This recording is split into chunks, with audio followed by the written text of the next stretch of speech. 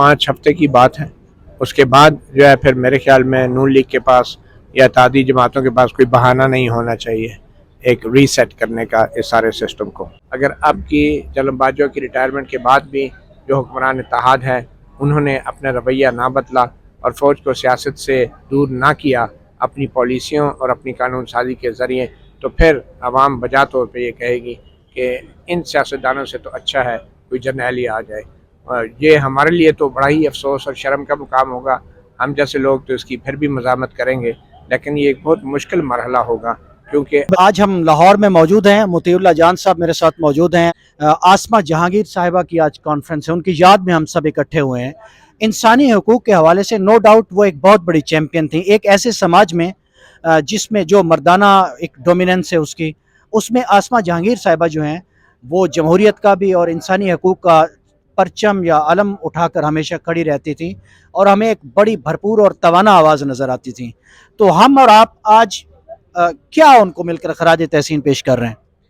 دیکھیں، آسمہ جہانگیر کے ساتھ میرا بڑا گہرا تعلق رہا ہے. بطور ایک کورٹ رپورٹر ہماری روزانہ ہی سپریم کورٹ میں ملاقاتیں ہوتی تھی. آلموسٹ جب بھی وہ وہاں آتی تھی بہت پیار سے بہت شفقت سے پیش آتی تھی اور ان سے ہم بہت انسپریشن حاصل کرتے تھے. اگر آج وہ ہوتی اور آج سب سے زیادہ ان کی ضرورت محسوس ہو رہی ہے کہ آج اگر آسمہ جہانگیر ہوتی تو یہ سب کچھ شاید نہ ہوتا اس ملک کے ساتھ جو یہ ہو رہا ہے اور ہم دیکھ رہے ہیں. یہ جو کل فیصلہ آیا ہے، یہ تیسرا وزیر اعظم ہے پاکستان کا جو پاکستان کے اس طرح کے آئینی اداروں کے ہاتھوں جو ہے اس کی نااہلی ہوئی ہے. الیکشن کمیشن کے ہاتھوں ان کی سیاست سے ایک طرح سے بے دخلی ہو چکی ہے، وہ نااہل ہو چکے ہیں. تو یہاں سے کوئی آپ کو لگتا ہے کہ پاکستان کی سیاست ایک نیا موڑ موڑنے جا رہی ہے مطیع بھائی؟ دیکھیں، پاکستان کی سیاست نیا موڑ مڑنے کی بجائے پرانے راستوں پہ چل پڑی ہے، جس میں سیاسی مخالفین کو تکنیکی بنیادوں پہ ڈسکوالیفائی کر کے چھوٹے چھوٹے ایشوز کے اوپر ایک مخصوص منصوبے کے تحت سازش کے تحت جو ہے پاکستان میں سیاسی انجینئرنگ کے لیے اداروں کو استعمال کیا جاتا ہے. تو اس میں سیاست کا نیا رخ نہیں بلکہ بڑی ہی افسوس کی بات ہے اگر ایک لحاظ سے سوچا جائے. اور افسوس ہمارے سیاستدانوں کی سوچ پر بھی ہوتا ہے. ہمارے پاکستان کے تمام سیاستدانوں کے لیے ایک سبق ہے جو ہم سیکھنے کو تیار نہیں ہیں کہ اب یہ سلسلہ بند ہو جانا چاہیے. اور بڑا ہی افسوس کی بات ہے کہ ہم کبھی اقامہ کی بنیاد پہ ایک سابق وزیر اعظم کو حکومت سے اتار کے اس کی تذلیل کر کے اس کے خلاف میڈیا ٹرائل کرتے ہیں اور اس میں ہماری سپریم کورٹ اور عدالتیں جو ہیں وہ ایک اعلی کار بن جاتی ہیں. ایک مخصوص سازش کے تحت جو اسٹیبلشمنٹ کی ہے پاکستان کے عوام کا سیاستدانوں سے اور سیاسی جماعتوں سے اعتماد اٹھایا جا رہا ہے اور جو آئینی ادارے ہیں ان کی ساکھ کو بھی خراب کیا جا رہا ہے تاکہ ایک وقت ایسا آئے کہ لوگ یہ کہنے پہ مجبور ہو جائیں کہ یہ سیاستدان تو سارے ہی نااہل ہیں اور ان پہ تاحیات پابندی لگنی چاہیے، اور اگر کوئی اہل ہے تو وہ سیاستدانوں کے ہی چنے ہوئے عسکری قیادت ہے کہ جو کہ 10-10 سال یہاں پہ حکومت کرتی ہے اور ان کے گوشوارے دیکھنے کا کسی کو ہمت بھی نہیں ہوتی. مطیع بھی ہم اس پہ تھوڑا اسٹریٹجی پہ بھی بات کر لیتے ہیں. کل ہمیں ایک توقع تھی کہ ایک پورے ملک بھر میں ایک زبردست رد عمل آئے گا. بہرحال وہ ایک پاپولر تو ہیں جی، کیس کا میرٹ تو جو بھی ہو، لیکن عمران خان صاحب نے بھی ڈرامائی طور پر رات اس کو ڈیفیوز کر دیا کہ جی گھر بیٹھ جائیں، کوئی ضرورت نہیں ہے، اور پھر ایک بڑے مارچ کے لیے ہم نکلیں گے، اس کی آپ تیاری کریں.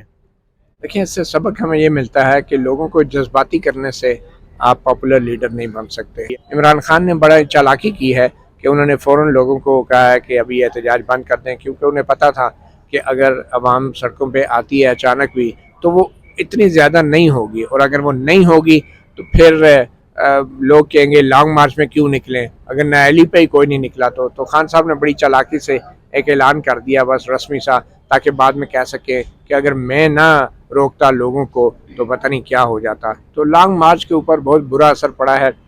یہ جو نااہلی کے بعد لوگوں کم جو باہر آئے ہیں احتجاج کرنے کے لیے اور ایک دم سے یہ احتجاج ختم ہو گیا ہے. میں سمجھتا ہوں کہ عمران خان لوگوں کو بھڑکاتے خوب ہیں، جذباتی خوب کرتے ہیں، مگر جب سخت اور مشکل فیصلے کرنے کا وقت آتا ہے تو وہ ایک دم پیچھے ہٹ جانے کے ماہر ہیں. اچھا مطیع بھی، کل جب یہ فیصلہ آ رہا تھا تو میں نے نوٹس کیا ایک بہت بڑی بریکنگ چلی کہ جی پاکستان کے آرمی چیف جو ہیں وہ ریٹائر بھی ہو رہے ہیں 5 ہفتوں میں، اور دوسرا یہ کہ پاکستان کی جو فوج ہے اس کا پاکستان کی سیاست سے اب کوئی تعلق نہیں ہے. اور یہ میں دیکھ رہا ہوں کہ پچھلے 2 ہفتوں میں یہ بیان 2 دفعہ ہے، ایک دفعہ واشنگٹن میں اور ایک دفعہ اسلام آباد سے آ رہا ہے. تو یہ نوبت کیوں آ رہی ہے؟ ہم نے پہلے تو کبھی اس طرح نہیں دیکھا پچھلے 2 ہفتوں میں کچھ ایسا کہنا پڑ جائے اتنی ذمہ دار ترین قیادت کو. دیکھیں، پاکستان کی فوج کا پاکستان کی سیاست سے تو پچھلے 75 سال سے کوئی تعلق نہیں ہے، مگر اس پہ یقین کون کرے گا؟ اس پہ یقین کوئی کیسے کرے گا؟ یہ بیانات کافی نہیں ہیں، عملی اقدامات سے ہمارے اداروں کو ثابت کرنا ہوگا کہ ان کا سیاست سے کوئی تعلق نہیں ہے، اور یہ ابھی وقت ہی بتائے گا، کیونکہ میں یہ سمجھتا ہوں کہ اب سیاست کا جو ہے وہ ہماری فوج سے تعلق نہیں ہونا چاہیے، اور سیاست کو خود یہ فیصلہ کرنا چاہیے کہ وہ فوج کے قریب نہیں جائیں گے، اور اس کے لیے سیاستدانوں کو تھوڑی سی شرم اور تھوڑی سی حیا کرنی ہوگی. سر یہ جو آپ سیاست میں اس ریسیٹ کی بات کر رہے ہیں یہ کیسے ہوگا؟ جو کل کے زیرو تھے وہ آج کے ہیرو بن گئے ہیں، جو کل ہیرو تھے وہ آج زیرو بنے ہوئے ہیں، اور ابھی کچھ دنوں میں میاں نواز شریف صاحب کی واپسی بھی ہمیں نظر آ جائے گی، تو پرنالہ تو وہیں کا وہیں ہے سر، پھر ہم آگے کیسے بڑھیں گے سر؟ یہ بات بالکل ٹھیک ہے، اور میرے خیال میں ہر آرمی چیف کی تبدیلی کے بعد جو نئی سیاسی قیادت ہوتی ہیں وہ پرنالے کو جگہ بدلنے کی کوشش کرتی ہے، مگر ایسا کر نہیں پاتی، کیونکہ اس کو یہ معلوم پڑتا ہے کہ اگر وہ اقتدار میں ہیں تو شاید انہی عسکری قیادت کی مدد کی وجہ سے، سپورٹ کی وجہ سے. یہ بڑی بدقسمتی کی بات ہے، اور یہ اپنے سب سے بڑا امتحان ہے، اور شاید ہمارے ملک میں جمہوریت اور سیاسی عمل کے لیے یہ آخری موقع ہے. توجہ اور نظریں جو ہیں وہ نواز شریف کے اوپر ہیں. کیا نواز شریف جو ہے 2 دفعہ ان کے ساتھ جو کچھ ہو چکا ہے، ایک بار جنرل مشرف نے کیا، اور دوسری بار 2013 کے بعد سے جو ان کے ساتھ ہوا، دھرنا ہوا، ان سب کے ہونے کے باوجود بھی اگر نواز شریف نے وہی اپنی پالیسیاں اپنائی جو 90 کے عشرے میں وہ اپناتے رہے ہیں، تو پھر یقینی طور پہ پاکستان جو ہے ایک سیاسی بحران اور ایک سیاسی خلا کا شکار ہو جائے گا.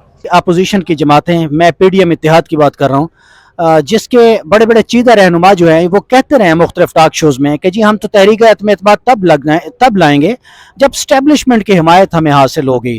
تو جو ان کی حمایت کے بعد اقتدار میں آئیں تو کیا وہ ان کو کینڈے میں رکھ پائیں گے سر؟ کرٹیل کریں گے ان کو؟ جی بالکل، یہ بہت مشکل کام ہوگا، اور وہ تو ابھی سے ہم دیکھ رہے ہیں جس طرح کی کمپرومائزز ان کے بیانات سے بھی یہ جھلک نظر آتی ہے، اور یہ بہت ہی افسوس کا مقام ہے جیسے میں نے پہلے کہا. اور اب دیکھنا یہ ہے کہ 5 ہفتے کی بات ہے، اس کے بعد جو ہے پھر میرے خیال میں نون لیگ کے پاس یا اتحادی جماعتوں کے پاس کوئی بہانہ نہیں ہونا چاہیے. اچھا مطیع بھائی، الیکشن اس سال دیکھ رہے ہیں، اب ظاہر اس سال تو نہیں ہو سکتے، اب کتنا جلدی دیکھ رہے ہیں یا آئینی مدت جب اختتام پذیر ہوگی تب دیکھیں گے؟ خیر، عسکری قیادت کی تبدیلی کے بعد بھی معاملات اسٹیبلشمنٹ ہی طے کرنے ہیں، تو اس سے کوئی فرق نہیں پڑتا ہے کہ الیکشن کب ہوتے ہیں، کیونکہ جب بھی ہوگا وہی جو اسٹیبلشمنٹ چاہے گی. نواز شریف صاحب کی واپسی دیکھ رہے ہیں سر بہت جلد؟ ان کو بالکل واپس تو آنا چاہیے نواز شریف صاحب کو، اور اگر وہ واپس نہیں آتے تو پھر وہ الطاف حسین کی طرح باہر ہی بیٹھے رہے، اور وہ بھی اور ان کی پارٹی بھی الطاف حسین جیسا اس کا بھی مستقبل ہوگا. اچھا سر، کچھ لوگ یہ بھی چاہ رہے ہیں کہ ملک میں جو اس وقت حالات ہیں، ملک کو ایک ریسیٹ کی ضرورت ہے، نئے آرمی چیف، نئے وزیر اعظم، نیا مینڈیٹ، نئے لوگ، نئے فیصلے، ایسا کچھ ہو سکتا ہے یا یہ وشفل تھنکنگ ہے؟ لیکن نہ تو آرمی چیف نیا پرانا ہوتا ہے اور نہ وزیر اعظم نیا پرانا ہوتا ہے. لوگ اپنی ماضی کی غلطیوں سے سیکھ کر نئی پالیسیاں بناتے ہیں. ہمارے پاس جو موجودہ سیاسی قیادت ہے، ہمیں اسی سیاسی قیادت میں سے ہی انتخاب کرنا ہے. مطیع بھائی بہت شکریہ، مطیع بھائی نے ہمیں ٹائم دیا، آپ نے ان کی جو پولیٹیکل انسائٹ ہے، ظاہر ہے ہم نے سوالات پوچھے آپ کے سامنے انہوں نے رکھے، اس سارے معاملے کے اوپر ہم نظر رکھے ہوئے ہیں. ٹائم از دی بیسٹ جج. مجھے اجازت دیجیے، اللہ حافظ.